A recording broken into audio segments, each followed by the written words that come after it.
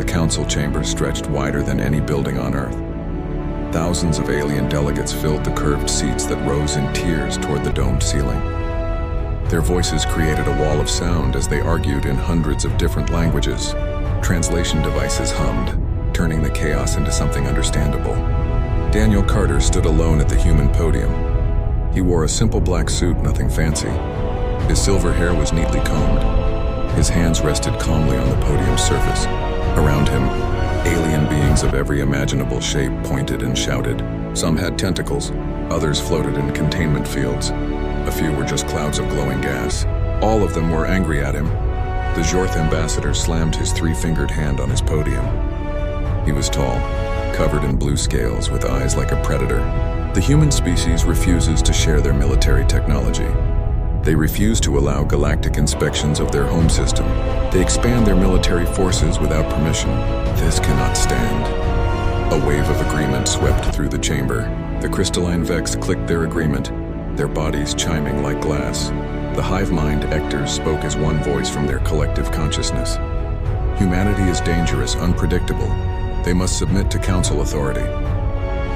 Daniel listened. He had been standing there for 3 hours. 3 hours of accusations, 3 hours of demands, 3 hours of threats. His face showed nothing. Inside, he was counting down.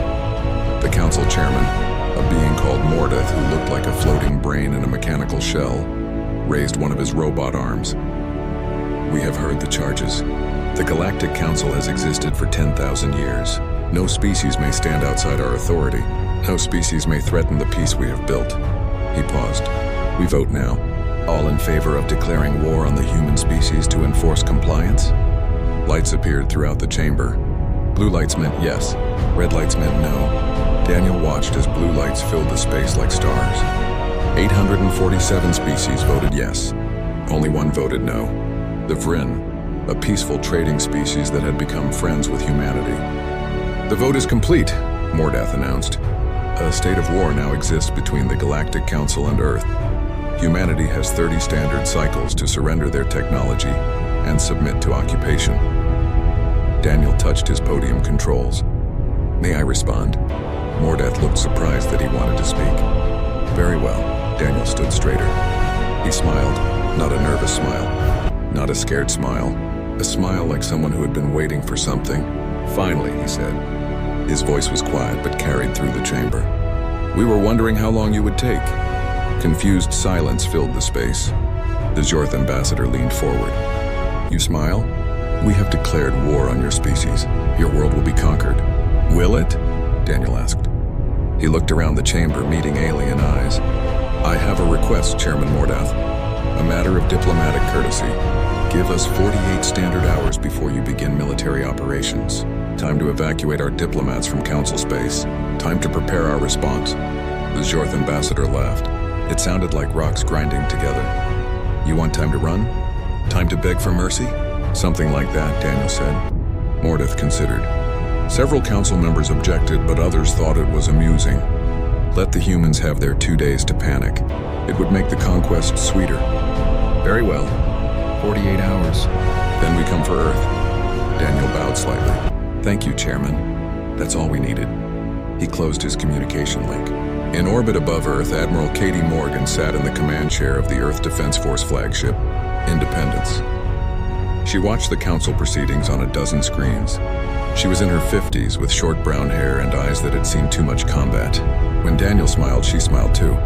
He gave the signal, she said. Activate Protocol Endgame. Her second-in-command, Commander Ben Tyler, entered commands into his console. Protocol Endgame activated. All forces receiving the signal now.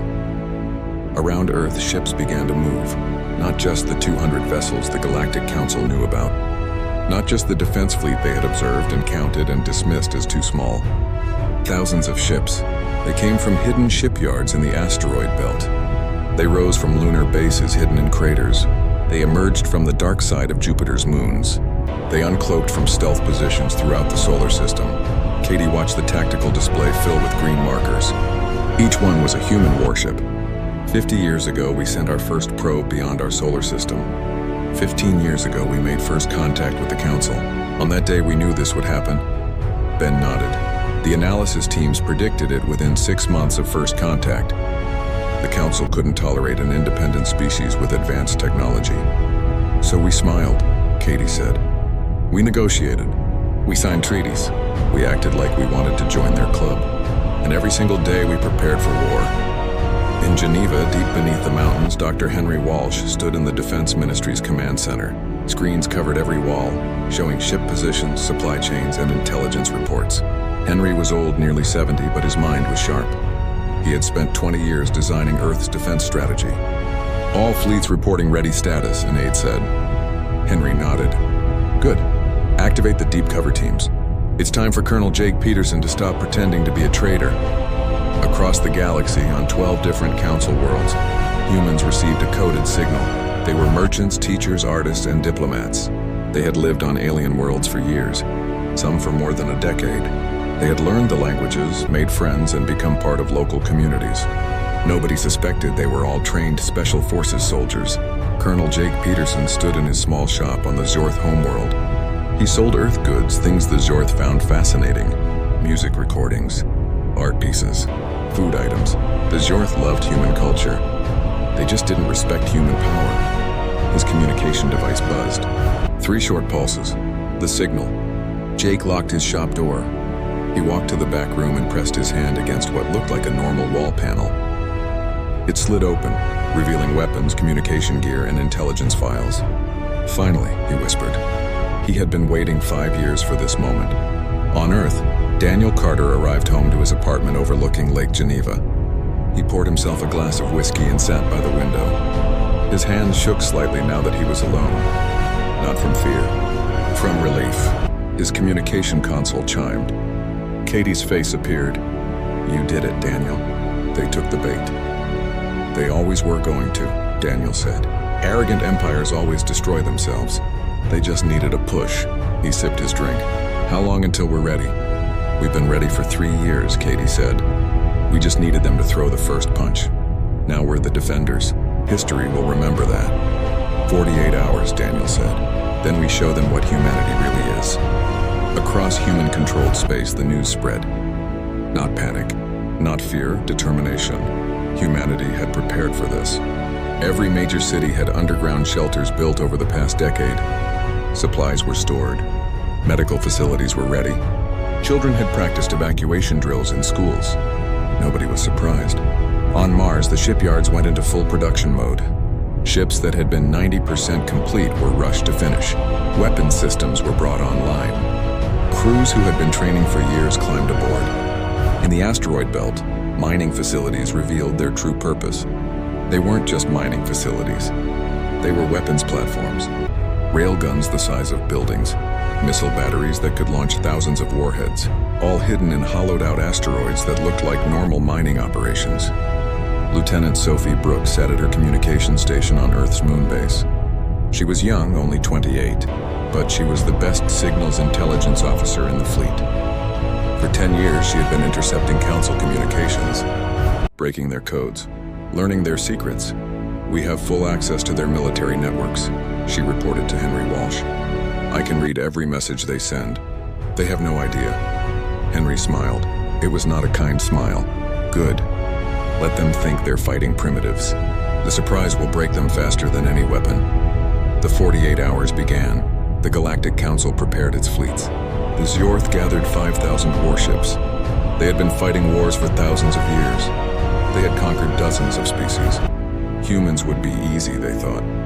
The Council's military commanders met in virtual conference. We send the 3rd Fleet, the Zorth Admiral said. 5,000 ships. It will be more than enough. Should we send more? Another commander asked. Just to be certain? The Zorth Admiral laughed. For 200 human ships? No, save our strength for real threats. This will be over in days. They had no idea that human intelligence officers listened to every word of that conference. They had no idea that every decision they made was being recorded, analyzed, and countered before they even finished speaking. Daniel Carter spent those 48 hours in meetings, strategy sessions, coordination with fleet commanders. He slept 4 hours total. He had been preparing for this moment for 15 years. Now it was here. On the final hour, he stood in the command center with Henry Walsh. The council believed humanity was panicking. Their intelligence networks reported emergency meetings in every human government. Ships moving frantically, resources being redirected. It looked like chaos. It was actually perfect coordination. Katie Morgan stood on the Bridge of Independence and watched her tactical display transform. Green icons multiplied across the screen as hidden fleets powered up. She had spent 10 years planning this moment. Every ship had a position. Every captain knew their role. Nothing was left to chance. "Status report," she said calmly. Commander Ben Tyler read from his console. Kuiper Belt shipyards are bringing 70 capital ships online. Lunar facilities have launched 400 cruisers. The Mars Defense Wing is ready with 600 ships. Jupiter's hidden base is deploying 300 heavy carriers. Katie nodded. The numbers kept growing. Total force strength? 2,000 combat-ready vessels, Ben said. Another 500 in reserve if needed. A junior officer looked up from her station. "Admiral, the council thinks we have 200 ships. When they see this, they'll understand they never knew anything about us," Katie finished. That was the point. We showed them what they expected to see. We hid everything else. Across the solar system, ships moved into position, not randomly, not in panic. Every movement had been planned years ago. Captains opened sealed orders they had been given when they first took command. Every instruction was precise. Captain Lisa Grant commanded the stealth carrier Valkyrie. Her ship was special. While the Council had been watching Earth's obvious military, they had never detected Valkyrie. She was coated in materials that bent sensor waves around her hull. She could float in orbit above an enemy world and remain invisible. Lisa was 35, one of the youngest carrier captains in the fleet. She earned it by being the best at what she did. Stealth operations, deep strikes, appearing where the enemy least expected. "We have our orders," she told her crew. "Once the battle starts, we take Valkyrie behind enemy lines. We're going to visit some council shipyards, show them how it feels to be attacked at home." Her crew grinned. They had been training for years, practicing runs, simulated missions. Now it was real. On the Zeorth homeworld, Jake Peterson moved through the city's underground infrastructure. He knew these tunnels better than most Zeorth. He had spent 5 years mapping them, learning the security systems, finding the weak points. He wasn't alone. 20 other humans moved with him, all disguised as various alien species. Some wore holographic projectors. Others had undergone temporary biological modifications. They looked like traders, workers, tourists. They were Earth's most dangerous special forces soldiers. "Target is the central communication hub," Jake whispered into his secure channel. "We take it offline. Their whole military network on this planet goes dark. Do it quietly. No casualties if possible." The team moved like shadows. They had done this 100 times in simulation. Every guard patrol was timed. Every security camera was mapped. They reached the hub without being detected. Jake placed a small device on the main power conduit. Not a bomb, something more sophisticated. A virus designed by Earth's best programmers. It would spread through the Zeorth military network, copying data and sending it back to Earth. Then it would shut everything down. "Device armed," Jake said. 30 minutes until activation. Similar operations were happening on 11 other Council worlds. Human agents who had lived normal lives for years were suddenly showing their true purpose. Not to hurt civilians, not to cause terror, just to cripple military infrastructure at the perfect moment. Lieutenant Sophie Brooks worked in her Signals Intelligence Center on Luna. Her team monitored every communication in Council space. They had been doing it for a decade, completely undetected. "The Council's third fleet is preparing to jump," she reported. 5,000 ships. Zeorth Admiral Krex is in command. He's confident. Too confident. Henry Walsh watched over her shoulder. "What are they saying?" Sophie played back an intercepted communication. The Zeorth Admiral's voice came through, translated to English. "This will be the easiest conquest in Council history. Humans are primitives who got lucky with some technology. We'll be home in a week," Henry chuckled. Famous last words. Let him think that. "Overconfidence is our greatest weapon right now." Sophie pulled up another file. "Sir, I've been analyzing their fleet compositions. They're bringing mostly heavy battleships. Big, slow, powerful. They expect us to fight the old way. Stand and trade fire. But we won't," Henry said. "Katie's been studying Earth's naval history. She's going to fight like the ancient submarine commanders. Fast attacks. Strike and fade. Make them chase shadows. Around Earth, defensive platforms came online. These weren't hidden. The Council knew about them. What they didn't know was how advanced they had become. Weapons that Earth claimed were still in testing had been fully operational for 3 years. Dr. Henry Walsh stood in the Geneva Command Center and reviewed the final preparations. He had designed most of Earth's defense strategy. He understood something the Council didn't. Humanity had spent 10,000 years fighting itself. Every kind of war, every kind of weapon, every possible strategy and tactic. The Council had peace for most of their history. They fought wars, yes, but they were wars of overwhelming force. Show up with a bigger fleet. The enemy surrenders. Simple, efficient, boring. Humanity knew how to fight when outnumbered, how to win when everything seemed lost. It was written into human history. Ancient battles where small forces defeated massive armies, desperate defenses that held against impossible odds. Humanity had learned every possible lesson about war because war was what humans did best. We're not just fighting a battle, Henry told his staff. We're teaching them that numbers don't matter if you don't know how to use them. The 48 hours ticked away. Earth's civilian population moved to shelters.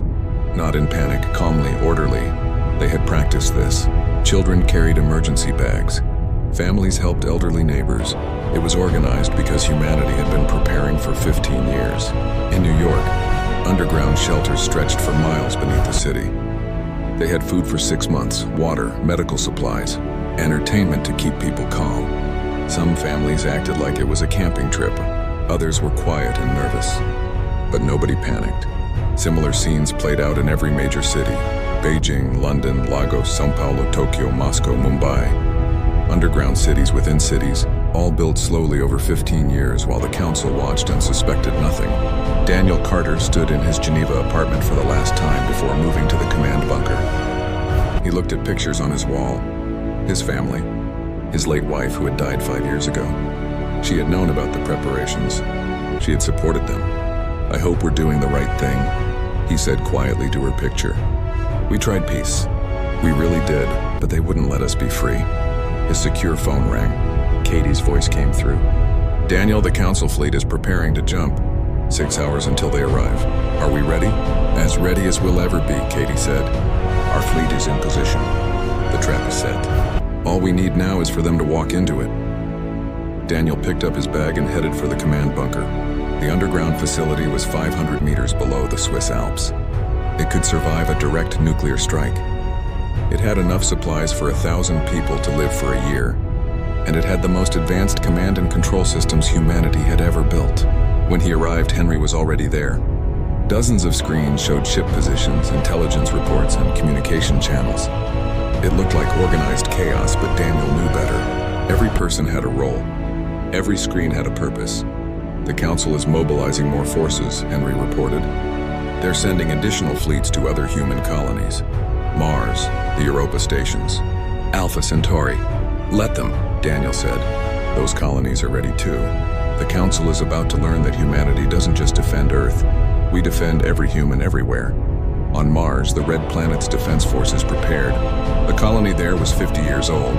3 million humans lived in domed cities and underground tunnels. They had been building their own fleet in secret. 400 ships smaller than Earth's vessels, but fast and deadly. Commander Rachel Porter commanded the Mars Defense Force. She was born on Mars, had never seen Earth except in videos. But she was still human and she would defend her home. "Earth is setting the trap at Proxima," she told her captains. "We're the second act. When the Council sends reinforcements, we hit them. Show them that every human world can fight." The Council had no idea. They thought Mars was a weak colony. Dependent on Earth, barely defended.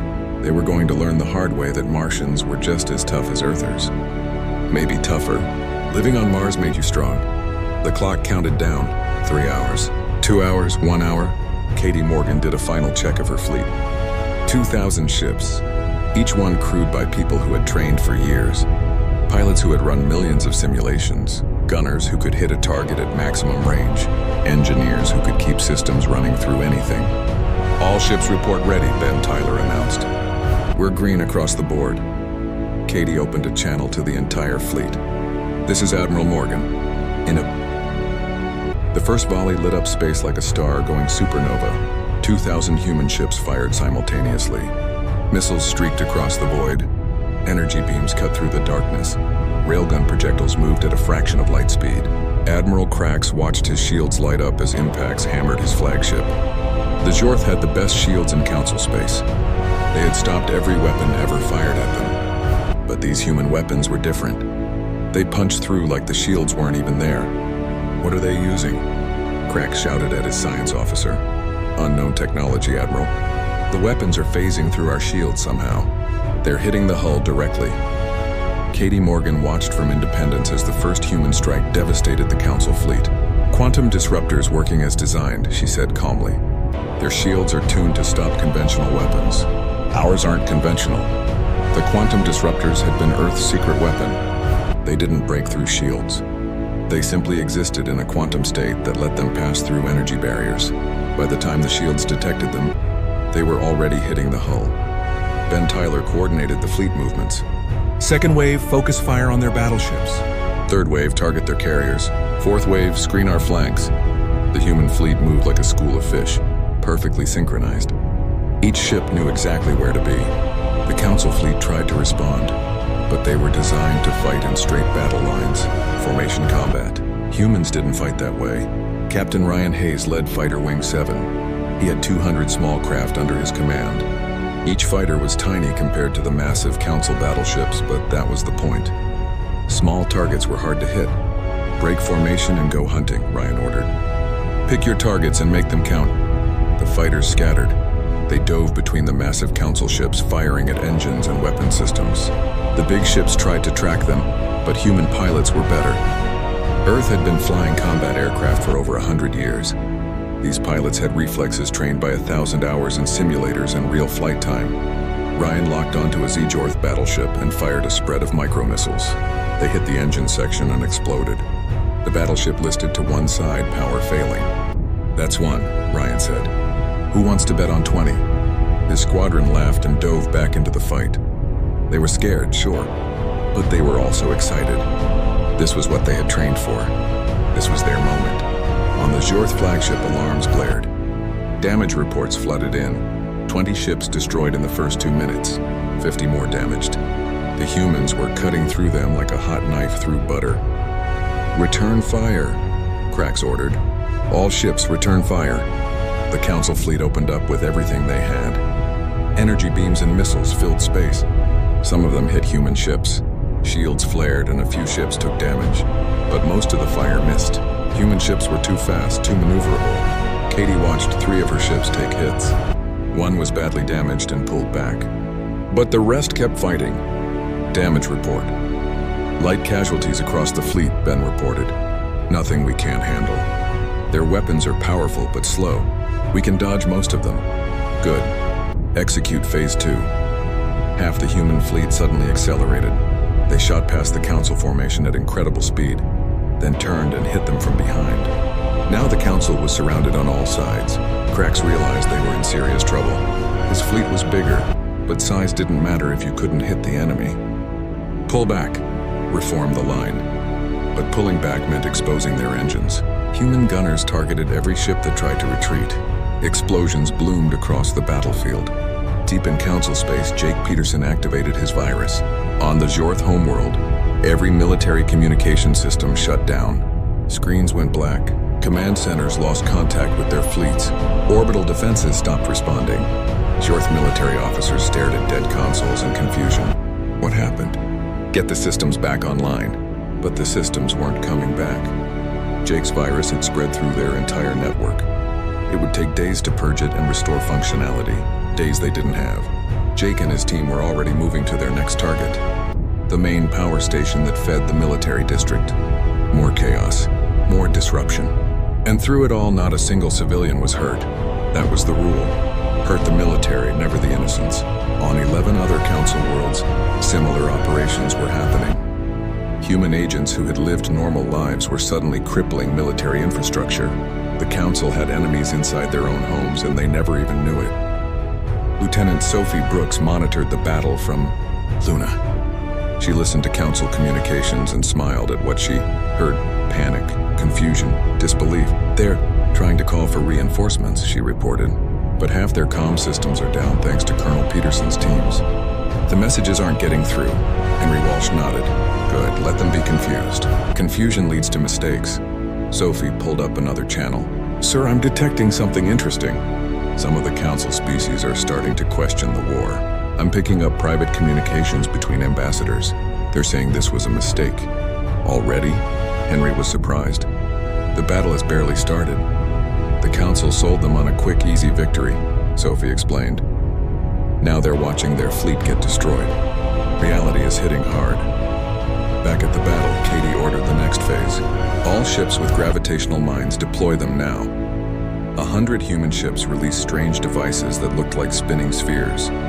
They floated into space and activated. Suddenly, the fabric of space around them twisted. Gravity wells formed where none should exist.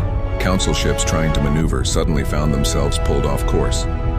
Engines strained against artificial gravity. Ships collided with each other as their navigation systems went crazy. What is this? Crack shouted. What are they doing to space? His science officer was frantically checking readings. They're creating artificial gravity wells. It's pulling our ships out of position. Admiral, we can't maneuver properly. Katie watched the council fleet struggle. Now they're sitting ducks. All ships concentrate fire. End this. The human fleet poured fire into the trapped council ships. With their maneuverability gone, the council vessels couldn't dodge. They could only sit there and take the punishment. Explosions rippled through the council fleet. Ships broke apart, escape pods launched by the thousands. Katie made sure her ships didn't fire on the pods. Killing fleeing enemies wasn't the human way. Not this time. Sir, the council flagship is trying to retreat, Ben reported. Katie opened a direct channel to Admiral Krax. His face appeared on her screen. He looked shocked and angry. Admiral Krax, Katie said calmly. You came here to conquer Earth. How's that working out for you? Krax glared at her. You tricked us. Your intelligence report said you only had 200 ships. We lied, Katie said simply. You assumed we were primitives who didn't know how to deceive. That was your mistake. Humans have been lying to each other for thousands of years. We're very good at it. This isn't over, Krax snarled. The council has more fleets. Bigger fleets. I know, Katie said. And we'll be ready for them too. But right now you need to make a choice. Keep fighting and lose your entire fleet, or retreat and tell the council what you learned here today. Krax's pride wanted him to keep fighting, but his training said to preserve his forces.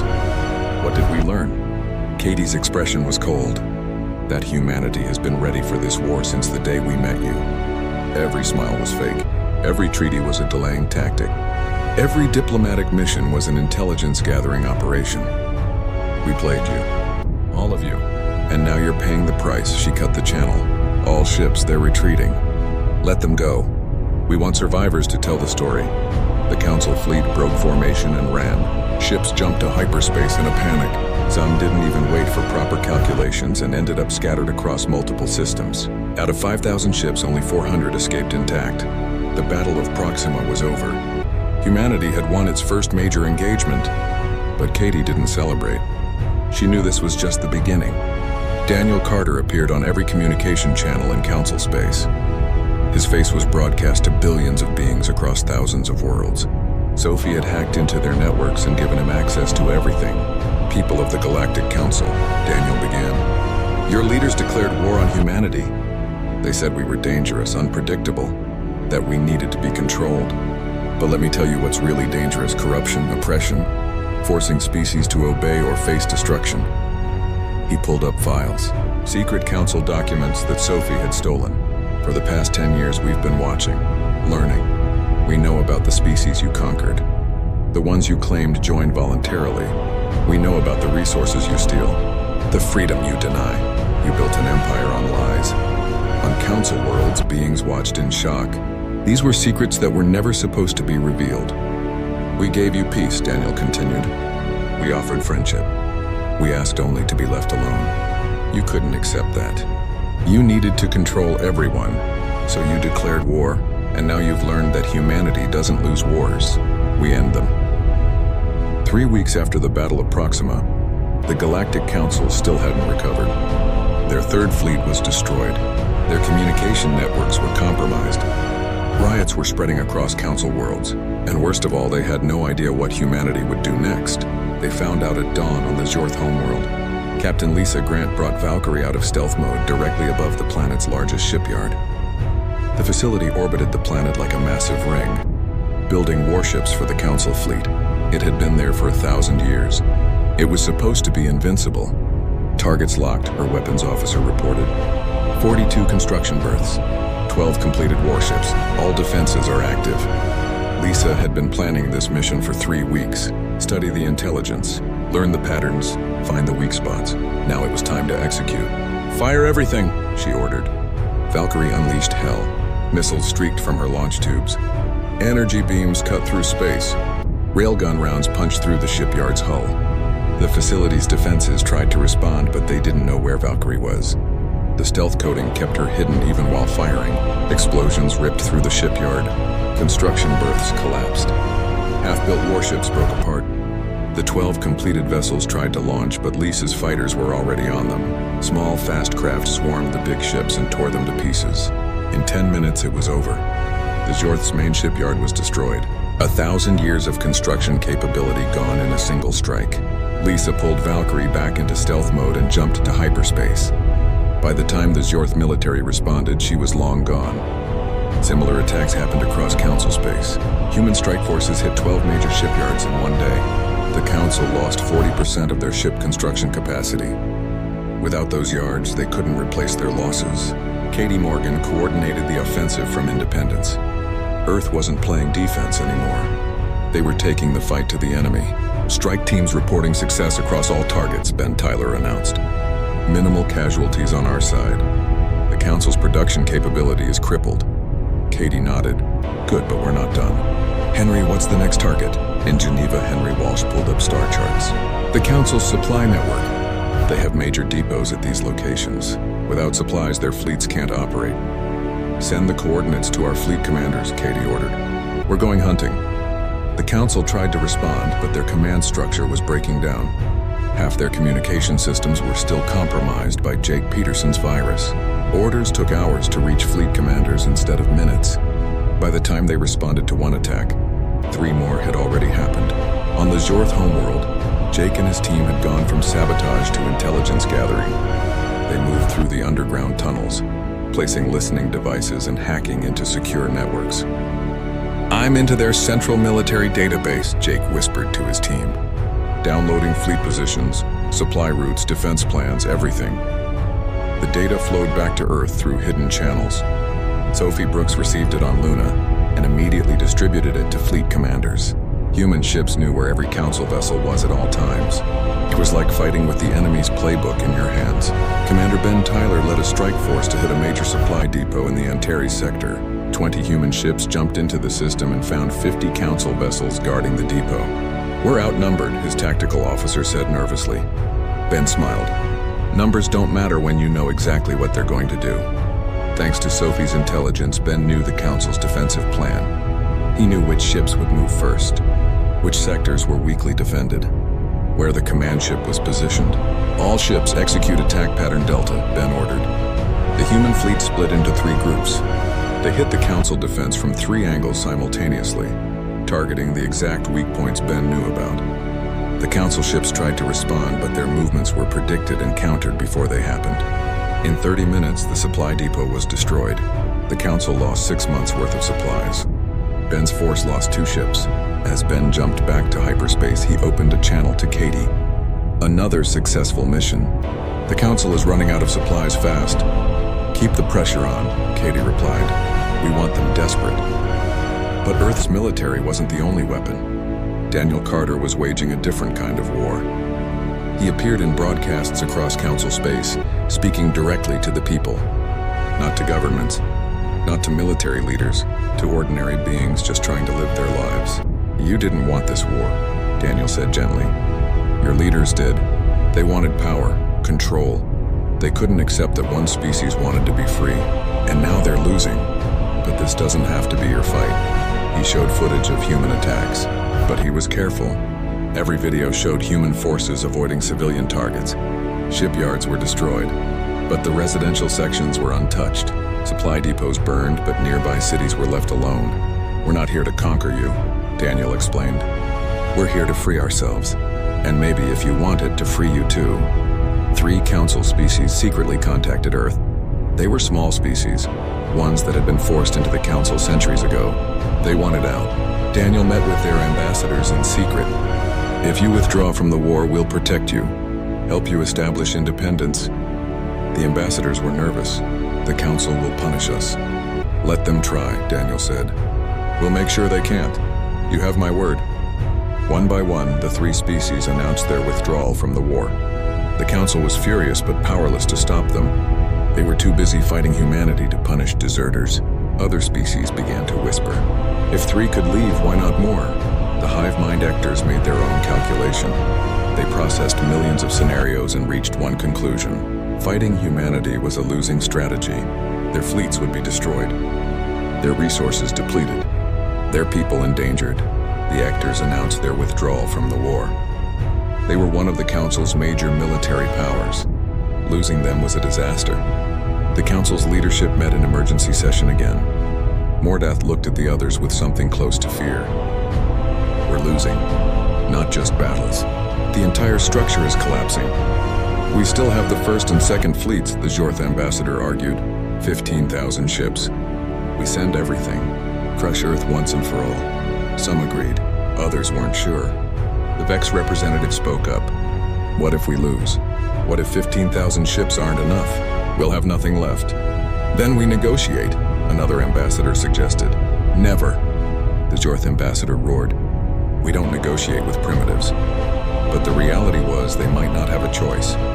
The council's first and second fleets gathered at Gateway Station, a massive space station that controlled the main trade routes. It was a strategic location and heavily defended. If humanity wanted to truly break the council, they'd have to take Gateway. Katie Morgan knew the battle was coming. Intelligence showed the council massing forces. 15,000 ships, 3 times what they had brought to Proxima. "This is their last stand," Daniel said during a strategy meeting. "If we break them here, the war is over." Katie studied the tactical maps. Gateway Station was tough. Heavy shields, powerful weapons, and now it was surrounded by the council's best remaining ships. "We can't just rush in like we did at Proxima," Katie said. "They're ready for us now. They know our tricks." Henry Walsh had an idea. "We don't need to beat all 15,000 ships. We just need to make them think they can't win." "How?" Katie asked. Henry smiled. "With a little help from some friends." He contacted the 3 species that had withdrawn from the war. "We need your help. Not to fight, just to show up." The species were confused. "Show up where?" "At Gateway Station," Henry said. "Bring your fleets. Just be visible. Let the council see that you're on our side now." The species agreed. They showed up with their own fleets. Not huge fleets, maybe 2,000 ships total, but it was enough. Katie gathered Earth's forces. 1,200 ships. It wasn't enough to match the council's 15,000, but with the allied species, they had 3,400 total. Still outnumbered, but it was closer. The Battle of Gateway Station began at midnight Earth time. The human fleet jumped in first. 1,200 ships against 15,000. The council thought it would be a massacre. Then the allied fleets jumped in. The council's sensors lit up with new contacts. Suddenly the odds didn't look so good. But Katie had one more surprise. The AI system called Athena. Athena was humanity's secret weapon. An artificial intelligence designed specifically for warfare. It could process millions of tactical scenarios per second, predict enemy movements, coordinate fleet actions with perfect timing. Every human ship was linked to Athena. They moved as one organism. Perfect coordination, no wasted movements, no mistakes. And then came the drones. Each human ship released 50 autonomous drones. Small, fast, AI-controlled fighters. Suddenly, 1,200 human ships became 72,000 combat units. The Council's tactical advantage evaporated. They were facing an enemy that moved with inhuman precision and outnumbered them in actual combat units. 6 months after Gateway Station, Daniel Carter stood in the same council chamber where war had been declared. But everything was different now. The council members who had voted for war were gone. Some resigned. Others were arrested by their own governments. A few had fled to distant systems. The chamber was filled with new faces, representatives from species that wanted change. ambassadors from worlds tired of council tyranny, and for the first time real allies of humanity. Daniel wore the same simple black suit he had worn that first day. But he didn't stand alone anymore. Katie Morgan stood beside him in her dress uniform. Henry Walsh was there too, representing Earth's government. Jake Peterson had come out of the shadows, finally acknowledged as the hero he was. Mordath was gone. The floating brain in a mechanical shell had been overthrown by his own people. In his place sat a Jorth female named Kira. She looked at Daniel with respect, not contempt. Ambassador Carter, Kira said formally. The Provisional Council recognizes Earth and humanity. We apologize for the war. We accept responsibility for our actions. Daniel nodded. Apology accepted. But apologies aren't enough. We need to make sure this never happens again. Agreed, said the Vex representative, a being made of living crystal. We propose dissolving the Galactic Council entirely, creating something new. Daniel had spent 6 months preparing for this moment. Earth has a proposal, a galactic commonwealth, not a council that rules, a commonwealth where all species are equal partners. He projected a document into the center of the chamber. It was a constitution, written by humans but designed for everyone. Every species controls their own home system. No exceptions, Daniel explained. No species can claim authority over another. Trade is free, travel is open, but sovereignty is absolute. The chamber was silent as they read. It was revolutionary. The old council had controlled everything. This new system gave power back to individual species. What about disputes? Asked a small amphibious being from the Vryn. Who mediates conflicts? A council of mediators, Daniel said. But they don't have power to enforce. They can only suggest solutions. If species can't agree, they handle it themselves. That could lead to war, someone objected. Yes, Daniel agreed. But so can having one central power that everyone hates. At least this way, wars will be small, local, not galactic. Henry Walsh stepped forward. We're also proposing mutual defense treaties. If someone attacks a Commonwealth member, all members can choose to respond. Not must, it's voluntary. Katie added her part. And we're proposing a technology sharing program. Earth has advanced military technology. We'll share it, but gradually, with safeguards, so no one species can dominate. The species in the chamber looked at each other. Humans were offering to share the weapons that had defeated the council. That was power, real power. Why? Kira asked. Why share your advantages? Daniel smiled. Because we learned something about the council. They kept species weak to stay strong. That created resentment, rebellion. We don't want to rule. We want partners. Strong partners who can defend themselves. Debate went on for hours. Some species were suspicious. Others were excited. A few worried that humanity had secret motives. Finally, they voted. Not all at once like before. Species took time to discuss internally, make real decisions. It took 3 days. When the votes came in, it was unanimous. The Galactic Council was dissolved. The Galactic Commonwealth was born. Daniel became the first Secretary General. Not because he wanted the job, because everyone else wanted him to have it. They trusted him. Katie retired from military service. She had fought her war, won her battles. Now she wanted peace. She took a position teaching at the new Interspecies Military Academy, teaching young officers from 100 species how to fight. More importantly, teaching them why to fight and when not to. Jake Peterson disappeared back into the shadows. His team had done their job. The war was over, but someone still needed to watch for threats. Keep Earth safe. He was good at that. Henry Walsh stayed in Geneva, helping new species upgrade their technology, teaching them what Earth had learned, making sure the galaxy advanced together. Lisa Grant commanded the first joint exploration fleet, human ships alongside Jorth vessels, Vex scouts working with Vryn merchants. They headed toward unknown space, looking for new worlds, new friends, maybe new threats. But the work wasn't easy. 10,000 years of council rule had created deep problems. 3 months after the Commonwealth was founded, a crisis emerged. The Jorth discovered that a mining company was exploiting workers from a smaller species. Basically slavery with extra steps. The small species appealed to the Commonwealth. Help us, protect us. But the Constitution said species controlled their own systems. The Commonwealth couldn't interfere, unless the Jorth invited them to. Kira faced a choice. Ask for help and admit her people had problems. or handle it alone and maybe fail. She called Daniel. We need help. Not military help. Advisor help. Can you send someone? Daniel sent a team of human labor rights experts. They didn't have power to enforce anything. They just advised, suggested solutions. The Jorth government made the final decisions. It worked. The mining company was shut down. The workers were freed and compensated. Justice was served, not by force, by cooperation. Similar crises happened across Commonwealth space. Economic disputes, border conflicts, cultural misunderstandings. Each time the Commonwealth mediated, suggested, never forced. It wasn't perfect. Some conflicts couldn't be solved peacefully. 2 small species went to war over a resource-rich asteroid belt. The Commonwealth tried to mediate but failed. Daniel watched with frustration as the war started. We should stop them. We can't, Katie reminded him. That's not what the Commonwealth does. We gave them freedom. Freedom means they can make mistakes. The war lasted 3 months. Both species bloodied each other. Finally, exhausted and broke, they agreed to arbitration.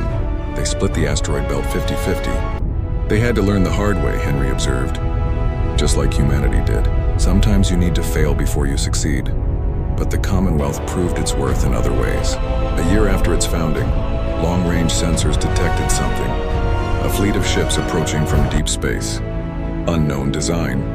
Unknown species. And they weren't responding to communications. The warning went out across Commonwealth space. Unknown, potentially hostile contact. Species that had been enemies a year ago now coordinated their defense. Sea Jorth fleets moved to intercept. Human ships joined them. Vex scouts gathered intelligence.